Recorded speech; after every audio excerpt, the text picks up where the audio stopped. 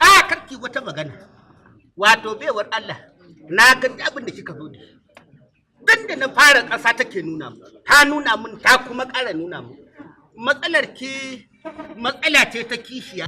Zai kwaso miki aure, zai aure miki kishiya ya kawo ta gidan kuma ta zo ta zama ka ta gangan. Ta gangane koina. Shi bane matsala. A'a. Ta tsaya dai na maka bayani. Ai biki sani. Mu da aiki na bugun ƙasan nan. Na gaji karatu, na gaji bugun ƙasa. In kika kurkure kika yi magana sai ki tahi ba baki. Amma ki tsaya na ƙare aiki na. Yanzu misali. Kin ga taurarin ki ma a gidan hudu suke.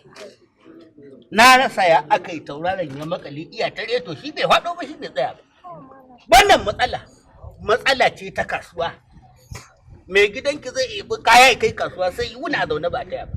Ko kuda bai ya sauka kan kadin ki kai wa za a warware masa wannan magana. Malam bacca ne ka tsaya in maka bayani kana ta canje canje. Ai kike sani ba. Ni fara gona ne ya bata. Na zo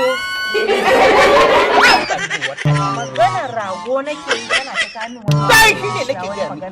Tun daga lokacin da kika zo kika zauna. Idan na buga ƙasa sai na ga ƙaho ya miƙe akan ƙasa. In na buga ƙasa sai na ga ƙaho ya miƙe. Kawai ni ba wani. Tunda na fara ƙaho ne. Wannan duk ban gane ba. Kawai. Kike kama kama wallahi. Kike kama kama. Nai kama kama kuɗi zan.